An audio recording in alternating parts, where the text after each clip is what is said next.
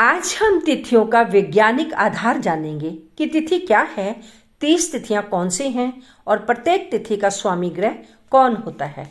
नमस्कार, मैं वीना कपिल। साथियों, ये ज्योतिष क्यूरी चैनल है। यहाँ ज्योतिष को विज्ञान के साथ जोड़ा जाता है। हम सच बताते हैं क्योंकि ज्योतिष सच है, कोई चमत्कार नहीं, कोई भ्रम भी नहीं। ज्योतिष शास्त्र में तिथि का संबंध सीधे चंद्रमा से है। यदि नक्षत्र आत्मा का मार्ग बताते हैं तो तिथि मन की स्थिति और कर्म की दिशा बताती है। तो आइए शुरू करते हैं तिथि का गूढ़ ज्ञान कि तिथि क्या है। तिथि सूर्य और चंद्रमा के बीच 12 अंश के अंदर बनती है।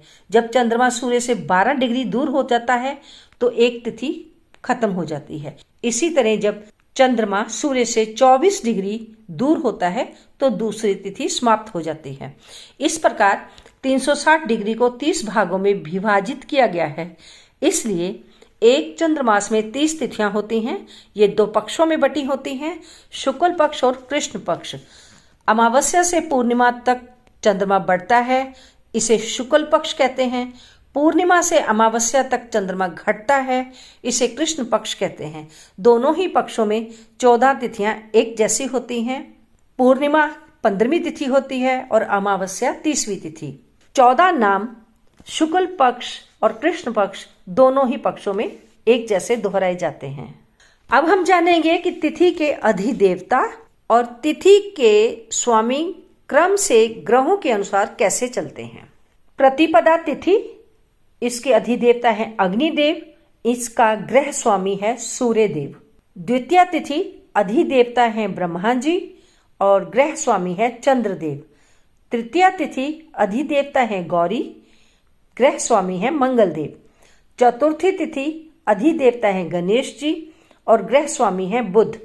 पंचमी तिथि नागराज, ग्रह स्वामी है गुरुदेव। षष्ठी तिथि के अधिदेवता हैं कार्तिकेय जी और ग्रह स्वामी है शुक्रदेव। सप्तमी तिथि के अधिदेवता भास्कर हैं अर्थात सूर्यदेव हैं, किंतु ग्रह स्वामी शनिदेव हैं।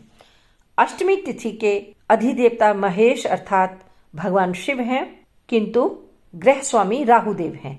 नवमी तिथि के अधिदेवता दुर्गा जी हैं, किंतु ग्रह स्वामी केतुदेव हैं। सूर्य से लेकर केतु तक इस प्रकार एक क्रम चला। अब 10वीं तिथि से सूर्य से लेकर आगे तक इसी तरह क्रम चलेगा, किंतु अधिदेवता अलग होंगे। 10वीं तिथि में अधिदेवता जमराज हैं और ग्रह स्वामी सूर्य हैं। एकादशी तिथि के अधिदेवता विश्वदेव हैं और ग्रह स्वामी चंद्र हैं। द्वादशी तिथि के अधिदेवता विष्णु जी हैं और ग्रह स्वामी मंगलदेव हैं। त्रयोदशी तिथि के अधिदेवता कामदेव हैं और ग्रह स्वामी बुध हैं। चतुर्दशी तिथि के अधिदेवता शिव हैं और ग्रह स्वामी गुरु हैं। पूर्णिमा तिथि के अधिदेवता चंद्रमा हैं, ग्रह स्वामी शुक्र हैं। अमावस्या तिथि के अधिदेवता पितृ हैं और ग्रह स्वामी फिर से शुक्र ही हैं। फिर यही क्रम कृष्ण पक्ष में पुनः चलेगा। यहाँ हमें ये याद रखना होगा कि देवता तथा ग्रह दोनों ही हमारे जीवन को सुधारने के लिए आवश्यक हैं। आप ध्यान दें कि तिथि ग्रह स्वामी मन की वृत्ति और कार्यशैली को प्रभावित करते हैं। अब पहले मूल अंतर समझेंगे। तिथि स्वामी जो कि ग्रह पर आधारित है, जे जन्म कुंडली में विश्लेषण करने, मनोवृत्ति, कर्म प्रवृत्ति और ग्रह बल देखने के लिए उपयोग होता है। उदाहरण से समझाऊंगी। यदि जन्म तिथि तृतीया है तो तृतीया तिथि का ग्रह स्वामी मंगल देव हैं, तो कुंडली में हम मंगल की स्थिति देखने से जान जाएंगे कि मन की क्रियाशीलता कैसे है। तिथि के अधिदेव जो कि देवता पर आधारित है, उसमें तृतीया तिथि ही लेते हैं कि तृतीया तिथि के अधिदेवता मैया गौरी हैं।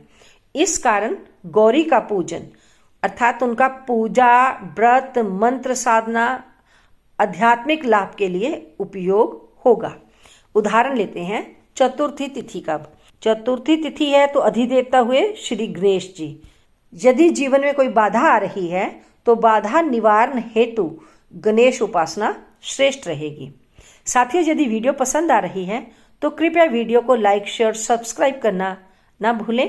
अब मुख्य प्रश्न फिर से कि उपाय के समय किसकी उपासना करें।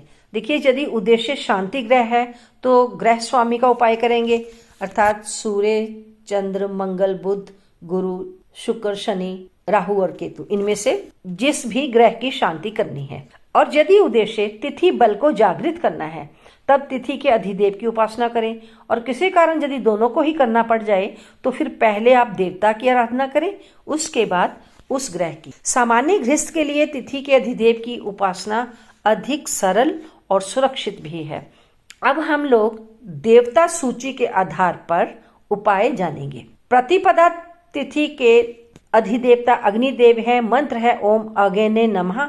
दीप दान करें, घी का दीपक जलाएं, इससे आत्म बल बढ़ेगा, आरंभ करने की शक्ति बढ़ेगी, क्योंकि प्रतिपदा प्रथम तिथि को कहते हैं, अर्थात शुरुआत। द्वितीया इसके अधिदेवता ब्रह्मा है। मंत्र है ओम ब्रह्मणे नमः। पीले वस्त्रों का दान करें, इससे आपकी बुद्धि बढ़ेगी और सृजन क्षमता भी अधिक होगी। तृतीय तिथि है गौरी। मंत्र है ओम गौरी नमः। सुहाग सामग्री दान दें, जिससे वैवाहिक जीवन में सुख सौभाग्य प्राप्त होगा, घर में शांति मिलेगी। चतुर्दशी तिथि अधिदेवता है गणेश जी। ओम गम गणपते नमः का मंत्र जाप करें, गणेश जी को दूर्वा अर्पण करें, इससे विघ्नों का नाश होगा। पंचमी तिथि के अधिदेवता है नागराज। ओम नाग देवाय नमः। हरी वस्तु का दान करें, इससे भय का नाश होगा और संतान के सुख में बढ़ोतरी होगी।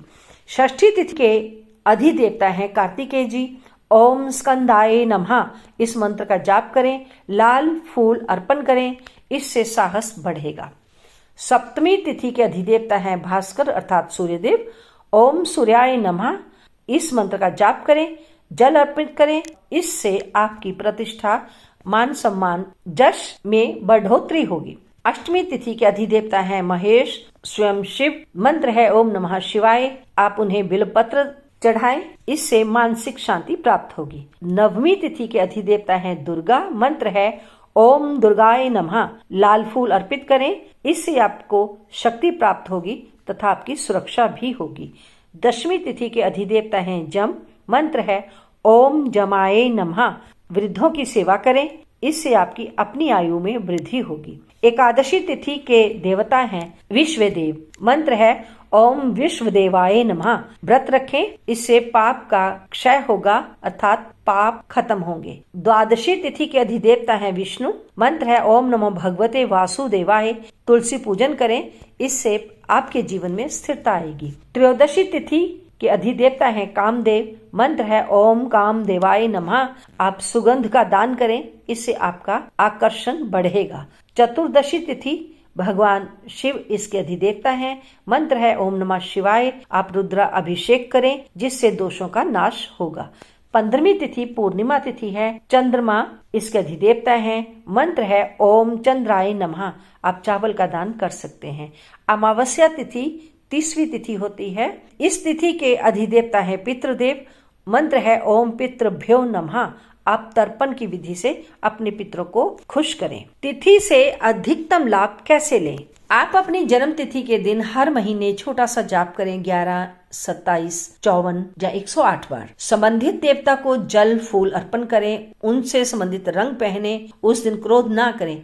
संबंधित देवता की वस्तु का दान भी करें। साथियों, महत्वपूर्ण सिद्धांत को समझते हैं। तिथि क्या है? तिथि है मन की लय। नक्षत्र आत्मा की दिशा है, तो ग्रह क्या है? हमारे कर्म की ऊर्जा को बताते हैं। यदि तीनों सामंजस्य में हो तो जीवन संतुलित होता है। अब तिथि का फल देखना हो तो कैसे देखें? यदि किसी की तिथि जिसका ग्रह स्वामी सूर्य है, उस व्यक्ति में नेतृत्व, आत्मबल अधिक देखने में मिलेगा। जिनकी तिथि चंद्रमा ग्रह वाली है, उनमें भावुकता, कल्पनाशीलता अधिक देखने में मिलेगी। जिनकी तिथि मंगल ग्रह से संबंधित है, उनके अंदर क्रियाशीलता, साहस अधिक होता है। जिनकी तिथि बुध ग्रह से संबंधित है, उनके अंदर बुद्धि, व्यापार कौशल अधिक होता है। जिनकी तिथि गुरु ग्रह से संबंधित है, उनके अंदर धर्म ज्ञान अधिक मात्रा में होता है। जिनकी तिथि शुक्र ग्रह से संबंधित है, उनके अंदर सौंदर्य और आकर्षण बहुत मात्रा में होता है। जिनकी तिथि का संबंध शनि से है, वे परिश्रमी और गंभीर होते हैं। जिनकी तिथि राहु से संबंधित है वे असामान्य सोच वाले होते हैं, और जिनकी तिथि का संबंध केतु से है वे आध्यात्मिकता की ओर अधिक झुकाव रखते हैं। लेकिन अंतिम निर्णय हमेशा कुंडली के सभी ग्रह, भाव, दृष्टि इत्यादि को देखकर करना चाहिए। अब जानेंगे कि तिथियों में शुभ तिथि कौन सी है और अशुभ तिथियां कौन सी होती हैं। द्वितीया, तृतीया, पंचमी, सप्तमी, दशमी, एकादशी और त्रयोदशी तिथि शुभ तिथि मानी जाती है, जबकि चतुर्थी, नवमी, चतुर्दशी को रिक्ता तिथि कहा जाता है। इनका प्रयोग सोच समझकर करना चाहिए। अब व्यवहारिक रूप से देखेंगे, आप जन्म की तिथि को नोट कर लें, उसका स्वामी ग्रह देखें, उस ग्रह की कुंडली में अब स्थिति देखें। यदि वह ग्रह कुंडली में मजबूत है तो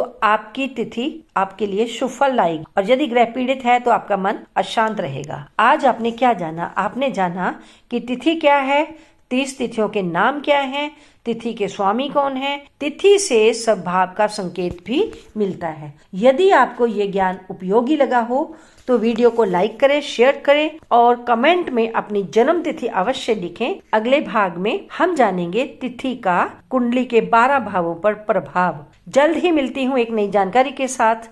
तब तक ओम नमः शिवाय।